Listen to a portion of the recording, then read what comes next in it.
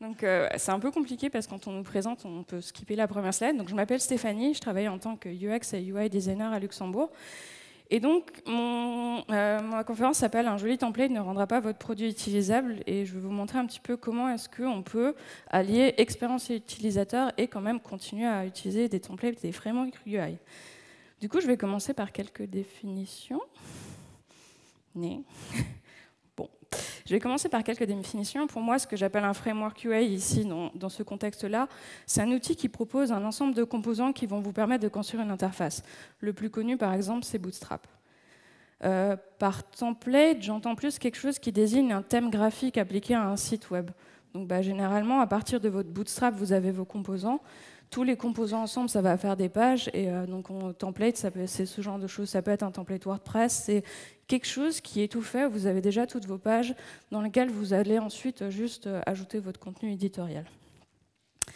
Cher auditoire, vous apprêtez à entendre une histoire de mauvaises décisions et d'événements fâcheux qui ont mené un projet droit à sa perte. C'est pas un conte de fées, et je vous le dis tout de suite, il n'y aura pas de fin heureuse. Sortez les mouchoirs. Alors, pour une bonne histoire, généralement, il faut un bon protagoniste. Pour des raisons d'anonymat, je vais l'appeler Monsieur le client. Monsieur le client est venu nous voir avec une jolie idée. Il voulait aider les enfants à apprendre la musique. Son idée, c'était d'avoir une application iPad que des professeurs pourraient utiliser pour prendre des petits morceaux de cours de musique, donc des gammes, ce genre de choses. Et de l'autre côté, une plateforme en ligne, un peu à la YouTube, où les élèves pourraient se connecter pour visionner ces vidéos-là. Donc pour les aider dans la continuité du cours, où ils ont 1 heure de cours par semaine, pour avoir un petit peu plus de choses. Pour ça, il a fait appel à une équipe, la Dream Team, l'équipe de choc. Donc Monsieur Client avait des investisseurs, et il avait une équipe de braves aventuriers. Donc de notre côté, on avait une équipe de développement et une équipe de design, dont je faisais partie. Et comme notre équipe n'avait pas de développeur iOS, il a aussi fait appel à une entreprise externe pour toute la partie développement iOS de l'application iPad. Donc mon équipe s'occuperait de la plateforme pour les élèves et l'autre équipe de toute la partie iPad. Vous doutez bien qu'avec autant de protagonistes, avec 2 entreprises différentes, un client et des investisseurs, déjà, c'est la bonne base pour quelque chose qui va partir un petit peu dans tous les sens. Au début, tout se passait bien. Donc, nos développeurs et développeuses ont fait des meetings régulièrement avec l'équipe iOS pour se mettre d'accord sur l'API. Comment est-ce qu'on passe les données du web à l'iPad? Déjà, c'est une bonne base. Pendant ces meetings, en fait, j'ai eu l'idée, je ne sais pas pourquoi, de poser la question qui fâche, qui est, mais en fait, qui est-ce qui va charger du design de l'application iPad? Ça ressemblait un peu à ça. Développeur iOS, nous, on peut le faire. Moi, vous avez des designers en interne. Les développeurs iOS, non, on va faire appel à un freelance. Du coup, moi, si déjà on fait le design du site web, on peut faire le design de l'application iPad, tant qu'à faire. Puis au moins, on assure une certaine cohérence. Ça paraissait assez logique, tout le monde semblait plutôt d'accord. À ce moment, vous dites, OK, tout le monde est sur la même longueur d'onde, tout va bien se passer, sauf qu'en fait, pas vraiment. Parce que quand on dit on va faire le design, de notre côté, on entendait quelque chose comme on va faire l'architecture d'information, on va faire les parcours, on va essayer de comprendre les utilisateurs, on va faire des wireframes, on va faire le design. Du côté boîte de développement iOS, ce qu'ils entendaient, c'est on va faire un truc, un proto, et puis ils mettront de la peinture sur le proto à la fin. Bien sûr, personne, durant la réunion, n'a décidé de définir ce que ça voulait dire. Donc on est parti avec 2 visions complètement différentes. Et voilà comment on commence une sorte de non-décision et de non-dit qui mène généralement un projet à sa perte. Donc l'équipe iOS échange souvent avec notre équipe de développement, tout se passe bien. Et puis au bout d'un petit moment, 2 ou 3 semaines, on nous envoie un prototype à tester. On se dit OK, on teste l'application. Et là, catastrophe. Pour créer des vidéos, des musiques, nos utilisateurs et utilisatrices avaient besoin de plus de 15 actions différentes, des allers-retours, dans des onglets dans tous les sens. On entrait dans un onglet, on faisait un truc, il fallait aller dans un autre onglet pour récupérer le truc de l'onglet précédent. Et alors, j'ai plus les images, mais imaginez un espèce de micmac de vous balader dans plein d'onglets différents pour faire plein de trucs, ça n'a aucun sens. Et là, on commence un peu à s'inquiéter. On se dit, c'est juste un prototype. On peut faire des propositions d'amélioration avec un grand sourire. Ouais, des améliorations, pas de souci, bien sûr, tant que ça entre dans le cadre et composants du framework. D'accord. Donc là, on a enfin le contexte de notre côté. On nous explique concrètement que l'équipe d'iOS, pour des raisons de budget et de deadline, en fait, ils ont développé l'application avec un framework maison. Et donc, ce résultat-là de micmac d'onglets dans tous les sens, c'est leur navigation de base dans ce framework-là. Ça reste cohérent et logique. Utiliser un framework dans une startup, quand on veut aller très très vite sur le marché, c'est quelque chose qui se fait très très souvent. Le problème ici, c'est qu'aucun designer, designeuse n'a jamais été consulté à aucun moment pour essayer de savoir un petit peu tout ce qui a été au niveau des composants et des parcours, ce qui avait le plus de sens. Forcément, toutes les améliorations qu'on a proposées ont été rejetées pour des raisons de budget. On était au printemps, ça devait être lancé en septembre. Aucune marraine, la bonne fée ou baguette magique ne sauvera cette application. Donc on demanda concrètement à notre équipe, mettez un coup de peinture et rendez le truc sympa. Make it shiny, make it sexy, tous les super buzzwords. La mort dans l'âme, c'est ce que nous avons fait. L'application, franchement, c'était le nec plus ultra de l'époque. C'était flat, on sortait de l'éco-scomorphisme, on avait les jolies couleurs qu'il fallait bien. Enfin, c'était shiny, c'était trendy, c'était un bel objet, un peu comme le presse-citron de Stark, où vous n'avez aucune idée de comment utiliser ce truc-là, mais c'est très joli dans votre cuisine, concrètement. Le client, pareil, il était très content de son très joli objet, et du coup, il voulait le montrer au monde. Et donc, il a fait enfin le truc qu'on aurait dû faire dès le début, c'est-à-dire il allait montrer son application à des utilisateurs et des utilisatrices. Et là, c'était la catastrophe. Personne ne comprenait comment ça fonctionnait. Pire, quand le client leur montrait et leur expliquait comment ça marchait, les gens étaient incapables de refaire les parcours. Là, il a un peu commencé à paniquer, forcément, mise en marché début septembre. Donc, c'est là où on s'est dit, bon, tout n'est pas perdu. On peut peut-être faire quelque chose. C'est là où, généralement, dans toute bonne histoire, on a la montée, on se dit, tout va mal aller. Et puis, on a une petite pointe d'espoir, histoire de remonter la courbe et de redescendre encore plus bas qu'on était au départ. Donc, le client est inquiet. On lui dit, ce qu'on peut faire, c'est qu'on peut passer une journée, en fait, à retravailler les parcours. Une journée, genre, niveau budget, c'est court, mais quand même. Et donc, c'est ce qu'on a allé faire. Donc, on s'est posé avec deux designers dans une salle, un tableau blanc, des post-it, et on a fait en fait ce qu'on aurait dû faire dès le départ, à savoir définir un parcours utilisateur cohérent. Donc ici, au lieu d'avoir des onglets dans tous les sens, ce qui se passe, c'est qu'on a un parcours très linéaire. On prend les musiques, les vidéos, on donne un titre, on choisit les élèves, donc quelque chose vraiment d'étape par étape. On choisit quand on les envoie, donc quelque chose de linéaire. Finalement, on peut tout faire en 8 étapes. Et c'est tellement linéaire et c'est tellement guidant qu'on n'a pas besoin d'expliquer aux gens comment ça fonctionne. Donc on a présenté ça à monsieur le client, il était ravi. Et puis les développeurs avaient l'air de dire que c'était plutôt faisable. On fait, ok, cool. On commence à dire, donc on présente les post-it. Bien sûr, on ne peut pas faire des tests utilisateurs sur des post-it, donc on commence à planifier des tests sur des vrais utilisateurs et utilisatrices avec des prototypes cliquables. Donc on commence à se dire, allez, c'est bon, là, on va pouvoir faire un truc bien. Je vous ai dit au départ, il n'y a pas de fin heureuse dans cette histoire. Désolée. Vous voyez la courbe, là, c'était un peu ce qui s'est passé. Donc au final, les réalités des deadlines, du budget, ont rattrapé très très vite monsieur le client. L'équipe de développement, qui au début était d'accord de refaire l'application avec le nouveau parcours, est venue le voir en disant désolé, mais on n'a pas ce composé-là dans notre framework, il faut qu'on le développe from scratch. Donc il faut rajouter du budget. Et surtout, la deadline de septembre, si on refait ça, on ne pourra jamais l'atteindre. Au final, décision a été prise par les investisseurs qui ont dit nous, on a besoin d'être sur le marché en septembre, il faut un truc. Donc l'application actuelle, elle est jolie, elle fera l'affaire. On va la lancer en septembre. Et puis vos propositions ergonomiques, on les fera dans la prochaine version. Il y a des gens qui ont déjà ce cas-là, vous savez donc que la prochaine version n'existe généralement jamais. Après, encore une fois, ça a du sens quand on est dans une logique start-up. À un moment donné, il faut rentabiliser. Donc des fois, il vaut mieux aller sur le marché avec quelque chose de pas forcément parfait, mais commencer un petit peu quand même à générer des revenus. Le problème ici, c'est que même avec cette application-là, même avec monsieur le client qui allait voir les professeurs de musique directement pour leur expliquer comment ça fonctionne, en fait, ça n'a pas suffi. Au final, il y a eu bien sûr d'autres malheurs sur ce projet-là qui ont vraiment précipité sa fin, mais de base, déjà, lancer un produit qui n'est pas utilisable sans quelqu'un qui vous explique comment ça fonctionne, ça n'aide pas forcément à lancer sa start-up. Des histoires comme ça, j'en ai des tonnes en fait. Les miennes, celles d'autres designers, celles d'autres développeurs. D'autres projets en start-up, en agence, chez le client, en SS2I, des projets web, des projets mobiles, j'en ai plein. Je pourrais faire 5 heures de conférence juste sur ce genre d'histoire. Le point commun, c'est souvent un manque cruel de considération des besoins des utilisateurs et utilisatrices au début, et une interface qui devient dictée en fait par les besoins du framework. Pourtant, des frameworks UI et des templates, on en utilise au quotidien. C'est quelque chose qui est utilisé tout le temps dans nos industries, et c'est surtout utilisé sur des projets à succès. Vous prenez Bootstrap, c'était à la base un truc de Twitter. Twitter, ils sont à un certain succès, on peut dire ça comme ça. Du coup, je me suis posé la question, mais pourquoi est-ce qu'on en arrive là? Et donc, j'ai posé la question à des gens. Donc, j'ai fait un formulaire en ligne. J'ai obtenu plus de 120 réponses. Merci aux personnes qui ont répondu, d'ailleurs. J'ai aussi interviewé différentes personnes, des développeurs, des développeuses, des designers, des designeuses, pour essayer d'avoir un petit peu plus de réponses là-dessus. Du coup, la première question, c'était un peu voir l'état de l'art, entre guillemets. Quel framework utilisez-vous?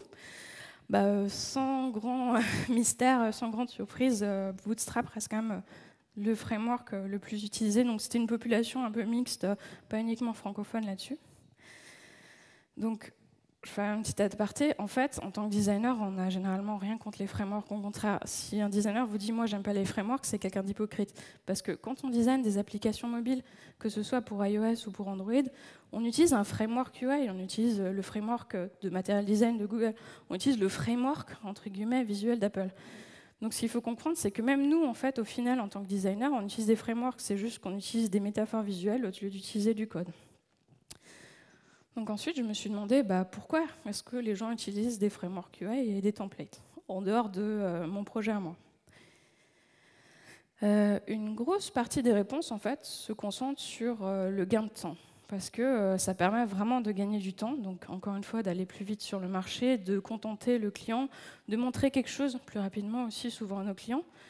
Une autre partie des réponses, c'était donc un gros mix entre du temps et surtout du budget.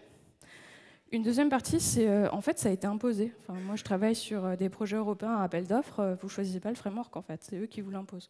Donc, parfois, même, on n'a même pas le choix, en fait, derrière. Et donc, ce qui est intéressant aussi, c'était dans les réponses libres de dire, soit c'est l'entreprise qui impose le framework, soit des fois, c'est aussi le client. Et donc, la bonne nouvelle, c'est que ce n'est pas forcément un manque de compétences. Donc, il n'y a eu que 13% de personnes qui disaient, en fait, c'est parce qu'on n'a pas les compétences, ce qui est plutôt cool. Et donc, des fois aussi, c'est parce qu'il n'y a pas de design, d'équipe de design dans les équipes. Dans les réponses libres aussi, il y a eu des choses assez intéressantes. Le fait que les frameworks permettent une uniformisation et une base commune pour les équipes. Donc, rapporter de la structure, en fait. Être sûr que tout le monde part sur une base commune pour monter un projet, ça peut être quand même vachement pratique. Et puis, ne pas oublier que souvent, les frameworks sont utilisés pour faire du prototypage rapide. Si on fait un proof of concept, un minimum viable product, ce genre de choses. Encore une fois, pour pouvoir montrer et tester des choses rapidement, là, clairement, un framework, c'est très utile. Du coup, ils remplissent un rôle super important. Ce que je vous disais au départ, j'ai rien contre les frameworks à titre personnel, et c'est quelque chose de super important dans notre écosystème et dans notre paysage de développement. Du coup, je me suis intéressée à quand est-ce qu'on choisit ces frameworks dans un projet. Donc déjà, qui est-ce qui choisit le framework? Souvent les développeurs. Du coup, c'est assez sympa de voir aussi que parfois, c'est aussi l'équipe de design, et j'ai eu plein de réponses qui, dans les réponses libres, ensuite, on disait, en fait, c'est un consortium entre plusieurs personnes de l'équipe. Donc, la partie communication, elle est revenue très, très, très souvent dans toutes les réponses libres que j'ai pu voir. Donc, de dire, en fait, c'est pas juste une personne qui décide, c'est plusieurs personnes, comme ça, au moins, on est d'accord sur quelque chose au début. Quand est-ce qu'est choisi le framework? C'est là où ça commence à devenir rigolo. La plus grosse partie des réponses se concentre sur au début du projet. Un peu comme ce qui s'est passé là dans mon exemple. C'est que du coup, on choisit le framework, mais on n'a pas encore le design, on n'a pas fait de recherche utilisateur, on ne sait pas trop encore où on va, mais on a déjà choisi le framework. Du coup, j'ai un peu l'impression que parfois, ces frameworks sont devenus des sortes de boîtes à outils magiques. On y pioche des composants à la volée, et on n'a pas forcément le temps ni le budget de se poser les bonnes questions de l'utilisabilité ou de l'utilisation de ces composants-là. La faute à l'évolution de notre industrie, aux deadlines de plus en plus serrés, au budget de plus en plus petit, à une pression. Il y a sans doute plein d'explications là-dessus. Mais on finit avec des décisions de développement et des choix techniques qui mènent la danse, et du design encore relégué trop souvent au rang de coups de peinture. Du coup, piocher dans la boîte à outils magique ne fonctionne pas toujours. Voilà ce qui se passe quand on essaie de forcer un composant UI pas prévu. Je vous laisse 30 secondes et je vous explique un peu ce qui se passe. Donc on a un composant ascenseur qui déjà de base est un peu bizarre parce que vous avez -2, 10, 0, -1. Donc déjà le composant de base il est bizarre. Mais en plus, cet immeuble-là a 5 étages. Donc on a un immeuble de 5 étages avec un composant qui va jusqu'à 10. Et du coup, ce qu'ils ont fait, c'est qu'ils ont remappé tous les boutons de l'ascenseur. Ils ont rajouté des stickers sur les côtés pour dire aux gens, attention, si vous voulez aller au sous-sol, ok. Si vous voulez aller au 3e étage, il faut cliquer sur 7 ou 8. En passant, si vous êtes aveugle, c'est mort parce qu'ils ne vous ont pas mis le braille sur le côté. Donc, désolé pour les personnes aveugles. Je vous vois vous marrer, mais on a ça sur le web, en fait. On fait exactement pareil. On choisit un template Material Design et les gens ne comprennent rien. Et du coup, on leur file ces espèces de petites guidelines, sauf qu'au lieu d'avoir des trucs sur les côtés, on a des wizards, on a des trucs d'onboarding. On rajoute des petites pastilles pour dire aux gens attention, ça marche comme ça, parce qu'on ne peut pas être derrière chacun de nos utilisateurs et utilisatrices. Du coup, on finit dans exactement le même genre de micmac au point de vue d'interface. L'autre jour, j'ai une collègue qui est venue me voir avec un problème de design. Déjà, quand les collègues viennent me voir avec des problèmes de design, c'est cool, parce qu'ils ont à peu près compris à quoi je servais. Donc, attention, suivez-moi. J'ai volontairement pas mis d'image, parce que c'est exactement... Elle m'a expliqué ça texto. Alors, Stéphanie, on a un tableau. Okay. Dans ce tableau, on a des lignes, et quand on clique sur les lignes, on ouvre une modale. Dans la modale, maintenant, on a 2 onglets. Dans l'onglet de droite, il y a un tableau. Et en fait, on peut rajouter des données dans ce tableau-là. Et du coup, on a mis un petit bouton ajouté en haut, à droite, dans l'onglet de la modale. Ok, tu m'as perdu. Donc, on a mis un petit bouton en haut à droite, et quand on clique sur ajouter, ça ouvre un formulaire. Mais bon, on s'est dit que quand même, ouvrir ce 2e formulaire dans une 2e modale, c'est un peu overkill. On la refait. Donc, le tableau dans des onglets, dans une modale qui s'ouvre quand on clique sur une ligne, c'est pas overkill. Toi, ce qui t'embête, c'est la 2e modale. OK. Alors, je vous donne pas cet exemple pour vous moquer de ma collègue, je l'adore. Et c'est pourtant un exemple tiré d'un vrai projet. Et je veux pas blâmer les gens qui font ça parce que ces personnes-là n'y peuvent rien. La question, c'est plutôt pourquoi est-ce qu'on en est arrivé là? Pourquoi est-ce qu'on est arrivé à ce niveau d'inception-là? Parce qu'on a quelque chose, les développeurs connaissent la dette technique, on a quelque chose d'un peu moins connu qui est concrètement la dette interface. À un instant T du projet, ils ont choisi de mettre quelque chose dans une modale. La modale convenait parfaitement. Et ensuite, le client, des gens, des stakeholders ont voulu rajouter des choses, rajouter. Donc la page a grandi, grandi, grandi, plus d'informations, plus de contenu, jusqu'à un moment donné où en fait, personne ne s'est demandé si aujourd'hui le composant de modale est toujours le bon composant pour ça. Clairement non. J'ai même pas besoin de vous faire un visuel, vous pouvez vous imaginer la catastrophe. Donc de base, ce qu'elle est venue me demander, c'est quel composant UI j'utilise. Ma réponse était, en fait, je ne vais pas te donner une réponse de composant UI. Ici, la solution, c'est pas de décider si on met une modale ou des onglets. Ici, la solution, en fait, c'est de revoir l'architecture d'information. La solution, c'est de restructurer la page. Si tu en arrives à avoir autant de contenu dans une modale, c'est que concrètement, ta page, c'est pas une modale.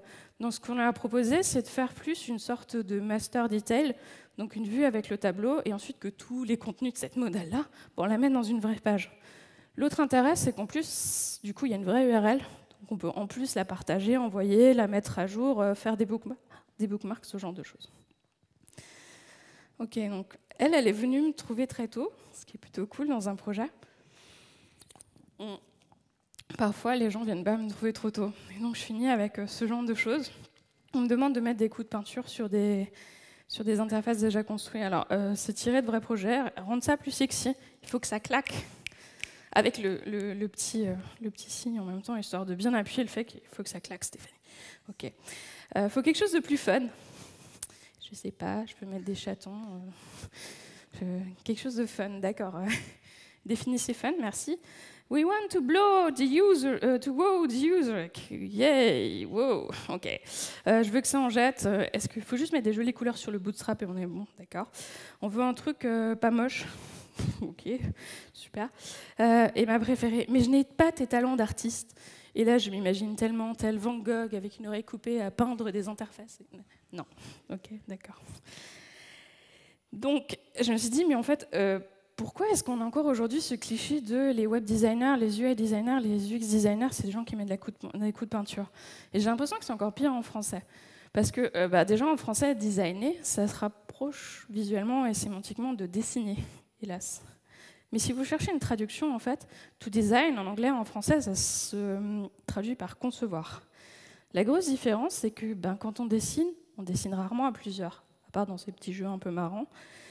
Concevoir, par contre, c'est une activité hautement collaborative, c'est quelque chose qu'on fait à plusieurs. Et donc, en fait, le boulot de web designer, de UX, de UI designer, de n'importe quel designer, au final, c'est de la conception. C'est quelque chose qui se fait à plusieurs, où on implique beaucoup de monde.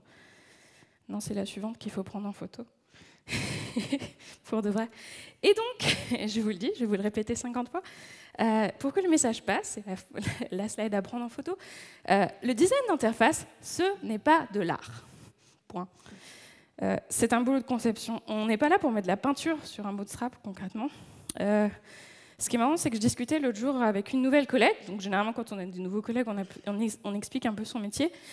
Et donc, je lui explique, mais je lui dis pas que je suis designeuse, en fait. Je lui explique vraiment mon métier. Elle me fait, c'est marrant parce que le vocabulaire que tu utilises, c'est le vocabulaire de la recherche. Et clairement, en fait, quand on fait de la recherche utilisateur, déjà, il y a le mot recherche dedans, une grosse partie de nos méthodologies de design du X, c'est pas du domaine de l'art, en fait. C'est des choses qui viennent du domaine du marketing, de la neuroscience, des sciences cognitives, de plein d'autres domaines scientifiques. Et donc, non, le design d'interface, c'est pas de l'art. Donc, oui, mais j'ai pas de talent artistique. C'est pas grave, hein, moi non plus. Concrètement, je peux vous ressortir des trucs que je faisais au collège, c'était à peu près correct. Aujourd'hui, je suis incapable de dessiner une main. Donc non, je ne suis pas un artiste. Donc, dans tout ce micmac de composants, j'ai l'impression que parfois, il y a un détail important qui manque, c'est l'humain, en fait. Et donc, la question, c'est comment est-ce que je peux essayer de remettre l'humain au cœur de nos processus de conception, tout en gardant quand même et de continuer à utiliser des frameworks. J'ai pas de recette magique. Donc concrètement, ce qui va suivre, c'est un retour d'expérience de mes projets, de projets d'autres designers avec qui j'ai pu discuter. Et donc à la fin, je serais un peu curieuse de savoir, en tant que développeur, développeuse, designer, designeuse, chef de projet, quel que soit votre métier, comment est-ce que vous, en fait, vous travaillez aujourd'hui pour essayer de ramener un petit peu plus d'humain. Première chose, on n'y coupera pas, c'est faire ses devoirs, faire ses recherches. C'est pas de l'art, encore une fois, j'insiste, il faut que ça rentre. Donc, première phase de recherche, c'est quelque chose de primordial. Concrètement, c'est là où on essaie de comprendre les humains, comment est-ce qu'ils fonctionnent, et comment fonctionnent les gens pour qui est-ce qu'on va designer. Mais on adore se trouver des excuses. On n'a pas de UX designer dans notre équipe, on n'a pas le temps, on n'a pas le budget. Alors, au risque de me faire taper par mes confrères et consoeurs, l'expérience utilisateur, c'est une compétence disciplinaire, c'est pas juste une jolie ligne sur un CV, concrètement. Comme en intégratrice, elle me fait des animations qui ne fonctionnent pas, des animations qui vont trop vite ou trop lentement, elle dégrade l'expérience utilisateur. Comme mes développeuses, elles me font des formulaires qui me recrachent la base de données façon clé-valeur à une utilisatrice. C'est une dégradation de l'expérience utilisateur. J'ai une pote qui est SEO, 90% de ses outils SEO, c'est des outils UX. Donc ce qu'il faut comprendre aujourd'hui, c'est que l'expérience utilisateur, c'est une compétence et c'est quelque chose qui est partagé dans toute l'équipe. Et surtout, c'est quelque chose dont toute l'équipe est responsable. Donc même si vous n'avez pas quelqu'un qui a un titre officiel de UX designer, vous restez quand même garant de l'expérience que vous fournissez aux gens qui vont utiliser vos produits. Premier endroit, généralement, on peut trouver des retours quand on fait de la recherche. C'est tout simplement les gens qui sont en contact direct avec les utilisateurs, donc les sales, le support. Les gens qui font des formations aussi, si vous avez un produit avec de la formation.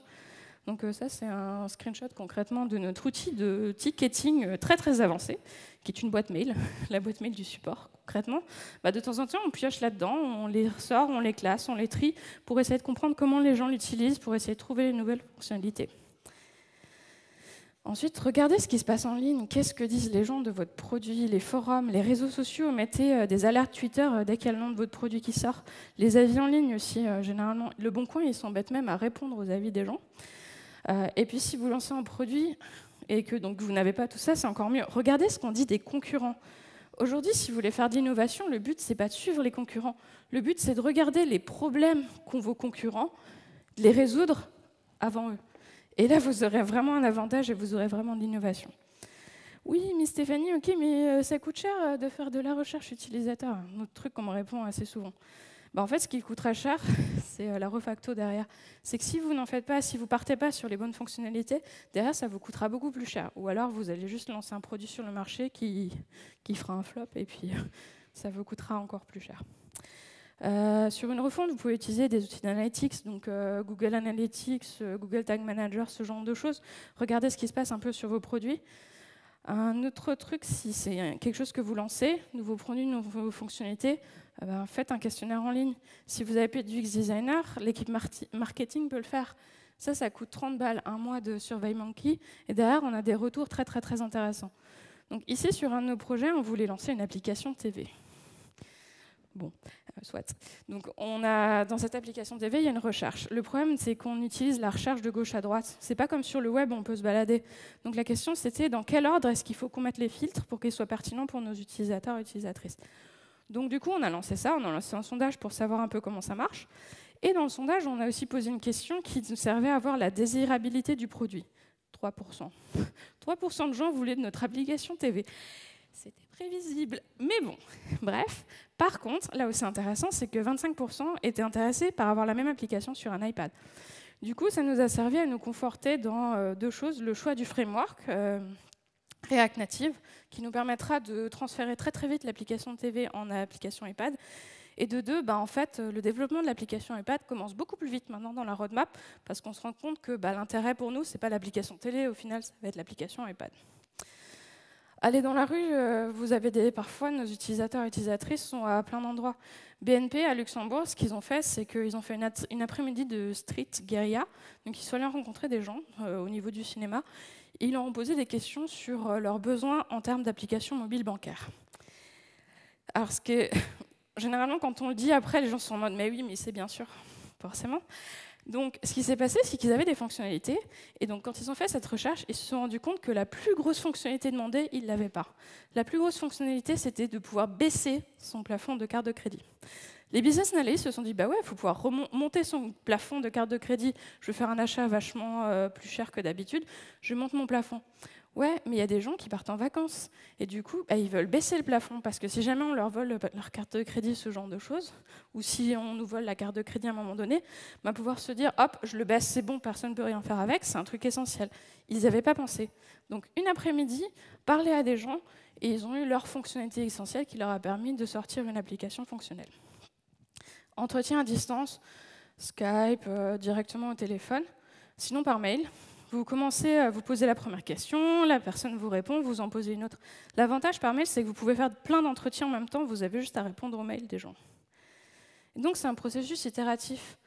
On fait de la recherche utilisateur en début du projet, et on fait aussi de la recherche utilisateur en début des sprints, en début d'ajout de fonctionnalités. L'idée, c'est de continuer, en fait, vous ne faites pas de ça à un moment donné du projet et plus jamais. C'est de continuer un petit peu pour essayer de comprendre les besoins. Ensuite, c'est construire un plan, avoir une vision globale, savoir concrètement où est-ce que je vais. Ici, vous avez peut-être déjà choisi votre framework, peut-être pas, ça ne change pas grand-chose. L'idée, c'est de comprendre les parcours. Donc c'est un peu ce qui a pêché sur mon projet avec Monsieur Client, c'est que concrètement, au début, personne n'a fait de parcours utilisateur. Vous pouvez avoir l'application la plus jolie de la Terre, si jamais vos utilisateurs et utilisatrices finissent dans une boucle infinie ou dans des dead ends, dans des impasses, concrètement, l'expérience sera pas très très bonne. Donc pour faire un parcours utilisateur, on se pose, on commence à discuter, on essaie de mettre à peu près toutes les vues à plat. Généralement avec des post-it, ça marche plutôt bien. L'intérêt de ça aussi à la fin, c'est que vous donnez ça à des équipes de développement, vous avez déjà un gros début de tout ce qui va être les différentes vues. Et puis vos parcours, visuellement, vous pouvez déjà faire des choix de gabarit, vous pouvez déjà faire des choix de composants. Quand on voit le tout premier parcours à gauche, on se dit « ok, j'ai besoin de différentes pages ». Celui du milieu, là, sur une application mobile, ça commence déjà à ressembler à des onglets. Le tout dernier là-bas, c'est plus ce que je vous parlais au début, la partie master detail. C'est de se dire, une fois que j'ai fait mon parcours utilisateur, je peux vraiment prendre des décisions éclairées sur quel type de composants et quel type de mise en page j'ai besoin. Il y a une autre méthode UX qui est pratique, c'est le tri de cartes, parce qu'il n'y a rien de plus désagréable que de ne pas trouver ce qu'on cherche sur un site. Donc si vous avez beaucoup de contenu, ou beaucoup de pages, en fait, ce que vous pouvez faire, c'est les lister tous sur plein de petites cartes, et ensuite demander à vos utilisateurs et utilisatrices d'être triés. Donc déjà, des fois, on dit, si vous voyez des trucs qui servent à rien, vous avez le droit d'avoir une catégorie à jeter. Et ensuite, on a deux choses. Soit on a le tri de cartes ouvert, où on demande aux gens de faire des tas, et du coup, on leur dit, à la fin, donne-moi le nom de ces tas-là. Généralement, ça crée les catégories. Soit vous avez un tri de cartes fermé, donc vous avez déjà les catégories, et vous demandez aux gens de ranger les cartes dans les catégories. Donc c'est super pratique quand vous arrivez. Hier, il y avait une conférence sur le feature creep dans nos interfaces. Quand vous avez énormément de fonctionnalités, à un moment donné, remettre tout à plat, ça permet aussi de faire ce genre de choses. Puis ça permet d'éviter ça. Donc encore un gros souci de composants. J'ai triché, j'ai mis l'allemand. En anglais, c'est un peu moins pire, mais c'est toujours aussi catastrophique. Donc concrètement, ce qu'on a là, c'est des onglets, niveau 1. Et dans ces onglets, il y a d'autres onglets. C'est en plus un truc utilisé par des gens qui ne sont pas forcément super à l'aise avec l'informatique et Internet. Autant vous dire que ça... Alors, ce qui est génial, c'est que j'ai dû faire un audit d'accessibilité là-dessus. En fait, c'est plus accessible pour un lecteur d'écran, parce que le lecteur d'écran me recrache la structure HTML. Du coup, je comprends les imbrications, alors que visuellement, c'est une galère monstrueuse. Donc, c'est se dire, une fois que j'ai mes parcours, une fois que j'ai créé ma navigation, je peux faire des choix avisés. Si j'ai plus de 5 items de navigation, je ne vais pas utiliser des onglets, ça n'a aucun sens, ça ne rentrera pas. C'est aussi se dire, prévoir plus tard. Si j'ai des choses en plus qui risquent de s'ajouter, faut que je choisisse le bon composant, ou il faut que je me dise, ok, j'utilise ce composant-là, mais in fine, je sais déjà que je vais devoir le changer dans 6 mois. Donc à ce stade-là, vous avez une vision globale, vous avez déjà vos coquilles de page. Donc encore une fois, on peut avoir choisi le framework avant et utiliser ça pour définir les composants, ou on peut ne pas encore avoir choisi de framework. Et c'est généralement à l'étape de wireframe que moi je discute framework quand c'est pas encore choisi, parce qu'au moins on sait déjà où on va. Du coup, on peut faire un inventaire d'interface de composants. Le principe, c'est que cette fois-ci, c'est pas la navigation, c'est dans chacune des pages, je vais rentrer en profondeur et me dire, ok, sur cette page-là, j'ai besoin de quoi? Sur cette page-là, j'ai besoin de quoi? Dans le cadre des refontes, c'est plus simple, on prend la page en note, puis on met sur des post-it. Sinon, généralement, on a un cahier des charges pour nous aider à savoir un petit peu ce qu'il y a.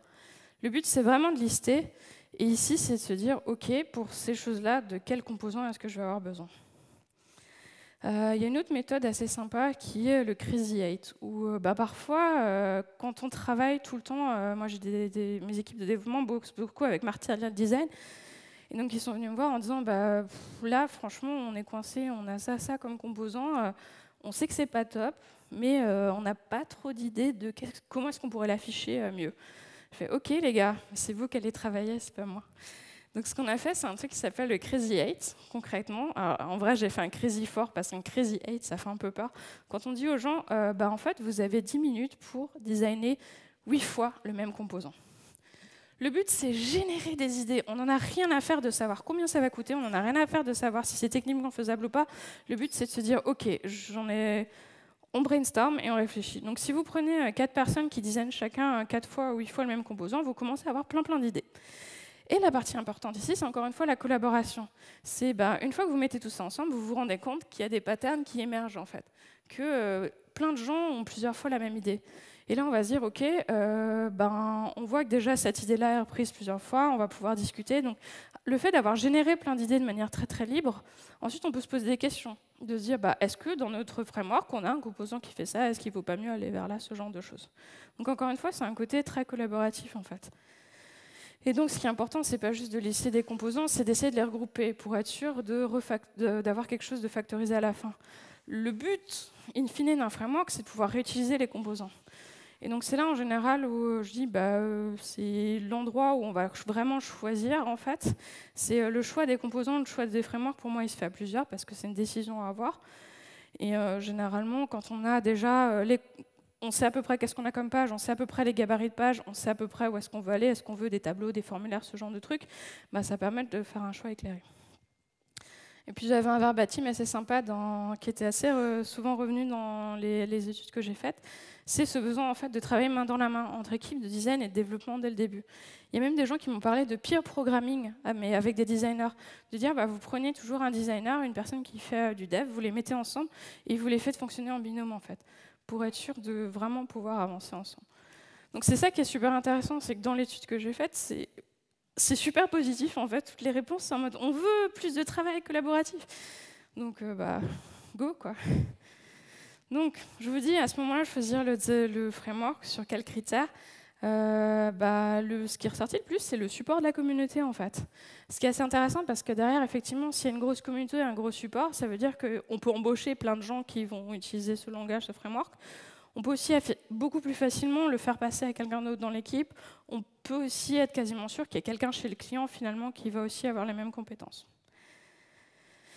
Et donc, un autre truc qui était assez intéressant, c'est ce besoin de comprendre les contraintes. En tant que designer, j'ai besoin de comprendre les contraintes du framework. En tant que développeur, on a besoin de comprendre un minimum les contraintes du design aussi.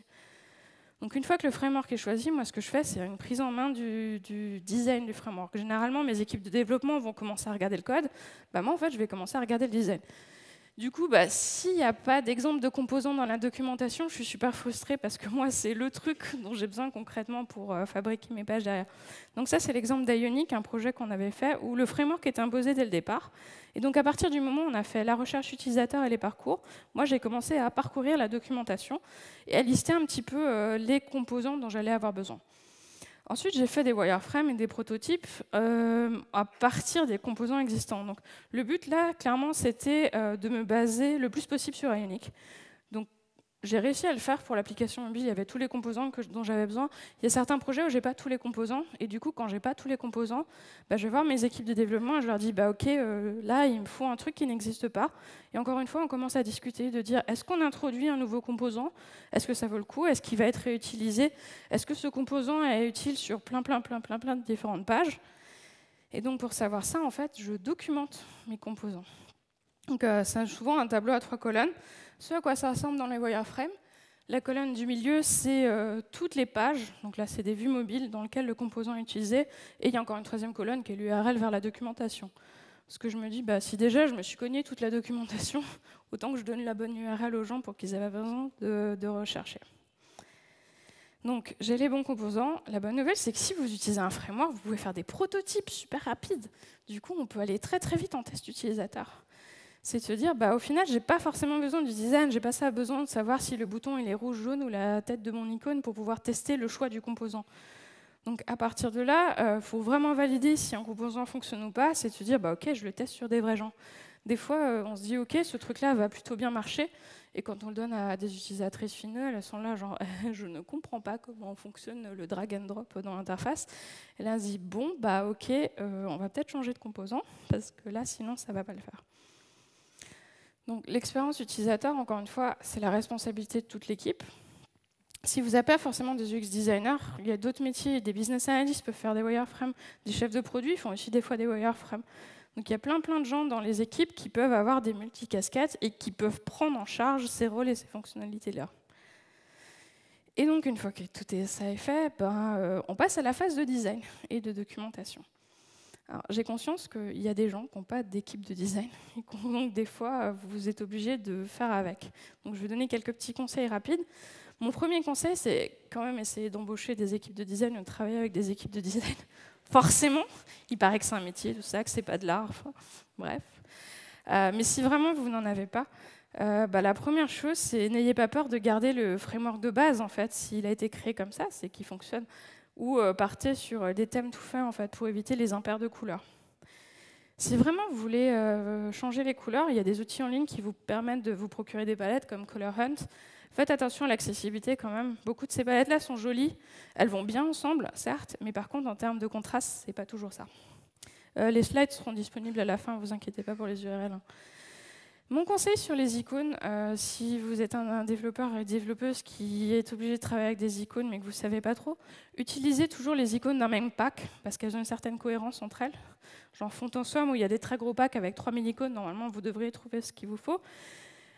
Dans le doute, n'utilisez pas d'icône. Un label explicite vaut 100 fois mieux qu'une icône mal comprise. Donc je ne sais pas pourquoi, mais moi, dans certaines de mes équipes de développement, ils ont très envie de mettre des icônes partout.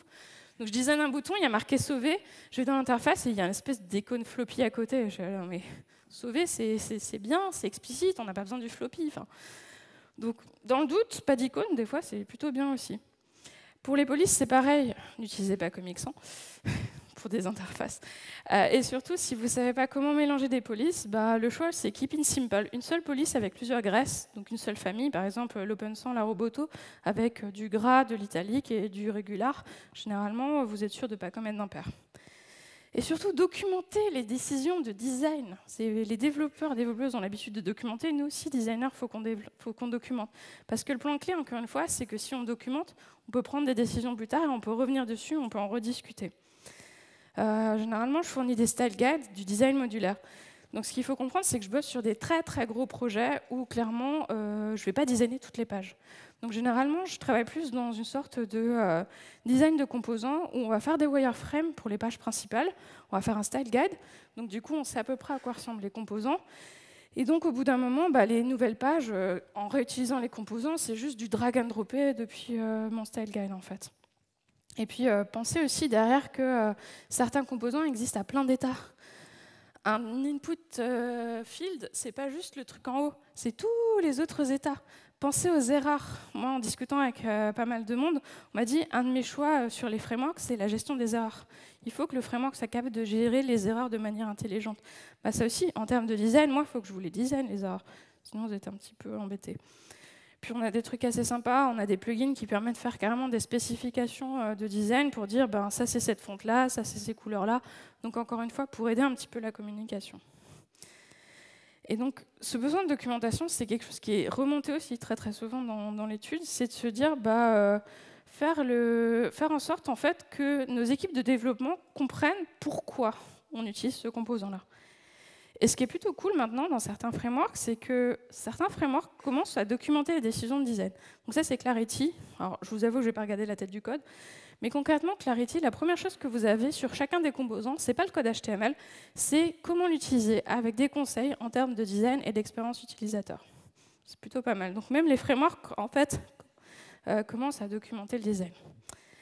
Ant Design, c'est un truc qu'on utilise beaucoup chez nous, parce qu'il y a du React et du Angular.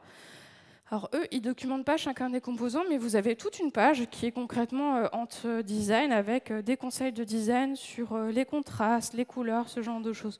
Donc encore une fois, documenter en fait pour expliquer pourquoi on utilise ce genre de choses. Donc une fois que le design est fait, on passe à l'intégration et aux évolutions avec un S. Donc la partie intégration, concrètement, c'est pas mon boulot, donc je ne vais pas forcément m'attarder dessus. Ce qu'il faut comprendre, c'est que chez nous, on a deux façons de faire, grosso modo. Soit on va avoir les développeurs full stack qui vont nous faire tout le templating avec du React ou de l'Angular. Et dans ce cas-là, eux, ils construisent le prototype. Et ensuite, on a une équipe de, nous, on les appelle maintenant front-end designers, intégrateurs en français, qui vont s'occuper vraiment du CSS. Donc c'est des gens ultra spécialisés dans HTML, CSS, qui sont capables de prendre une maquette qui a été construite quand même sur une base de composants et la transformer avec le CSS à partir du framework. L'autre solution, c'est nos front-end designers créent le HTML, CSS, et ensuite les équipes de full stack récupèrent ce template-là et rajoutent le Angular ou le React par-dessus. Après, là, clairement, chez nous, c'est les affinités de chacun. Que ce soit, donc je pense qu'il n'y a pas forcément de bonne manière de fonctionner.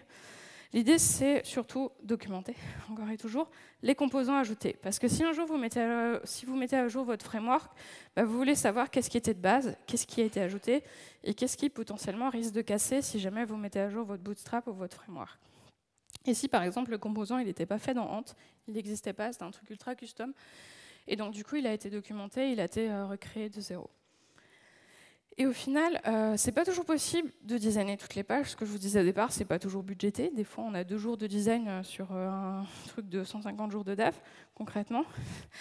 Et donc, ce qui se passe, c'est que nos équipes de développement vont avancer sur les pages à partir des composants qu'on leur a donnés à partir des wireframes. Et à un moment donné, en fait, on va avoir une phase de recette. Donc, ils vont revenir vers nous en disant « Ok, Steph, la page, elle est finie là. Est-ce que c'est bon? Est-ce que ça fonctionne ?» Donc, il y a des phases de recettes avec les équipes de design, des phases de QA, et il y a aussi des phases de test. Donc là, par exemple, c'est le test de notre magnifique application Apple TV avec des vrais utilisateurs, qui permet de tester 2 choses, l'utilisabilité de la recherche, et aussi, au final, est-ce qu'il y avait encore des bugs. Donc, il y avait encore quelques petits bugs, donc du coup, ils ont pu les corriger avant la mise en prod. Donc c'est une évolution en continu en fait. Un produit ne s'arrête jamais, un service ne s'arrête jamais, un site web ne s'arrête jamais. Aujourd'hui, on n'est plus dans des cycles en V où on commence un truc et puis ça sera livré dans 5 ans. Enfin, peut-être encore des gens qui font ça, mais la plupart des gens avec qui j'ai pu travailler, on est vraiment dans un processus très itératif en fait. Et donc la phase de recherche, la phase de UI, la phase de développement, c'est des phases qui sont cycliques. Donc le but d'un framework, au final, c'est d'assurer la réutilisabilité des composants. Donc, le but de faire toutes ces phases-là, c'est que derrière, on peut continuer en fait, à faire évoluer son framework, à faire évoluer son expérience, à faire évoluer ses composants UI. Donc, en conclusion, J'espère arriver à vous convaincre qu'en fait, on peut utiliser des templates, des frameworks UI, tout en ayant en même temps une démarche centrée utilisateur, à partir du moment où on fait les choses dans le bon ordre et qu'on s'en donne les moyens. Ce n'est pas forcément des solutions techniques qui sont ressorties de mon étude. Encore une fois, je pourrais vous donner l'accès, si vous voulez, au fichier Excel. Mais concrètement, ce qui est le plus ressorti, c'est besoin et surtout volonté de collaboration et de communication entre les équipes. Donc, il est grand temps de remettre l'humain au centre de nos processus de conception. Et ça commence aussi par communiquer avec les humains autour de nous. Donc, plus de communication, de collaboration entre les équipes de design et de développement. J'aimais bien ce petit bâtiment, en fait, c'est qu'ils ne doivent pas être ennemis, qu'ils peuvent tout à fait travailler ensemble. Donc, clairement, aujourd'hui, même si quelqu'un vient me voir en fin de projet en me disant « Oui, est-ce que tu peux mettre du colorage sur mon bootstrap ?» je serais sympa, je dirais « Non », mais j'irais quand même lui expliquer pourquoi. Donc c'est vraiment de dire « Ok, en vrai, je le ferai, concrètement. » Soyons honnêtes, je le ferai. Par contre, je lui expliquerai comment mieux travailler la prochaine fois. Et généralement, les gens écoutent. Et généralement, les gens reviennent la fois suivante, mais un petit peu plus en amont du projet. Et puis un petit peu plus en amont, et puis un petit peu plus en amont. Je sais qu'on arrive vraiment à mettre designers et développeurs au tout début du projet dans la boucle. Et ça, c'est génial, parce qu'après, on a juste à passer notre temps à discuter des composants, ce genre de choses. C'est très rapide, en fait, on gagne un temps fou. Et donc, encore une fois, le design d'interface n'est pas de l'art. C'est de la conception. Et la conception, ça se fait en équipe. Je vous le mets là, histoire que ça rentre. Voilà, merci beaucoup.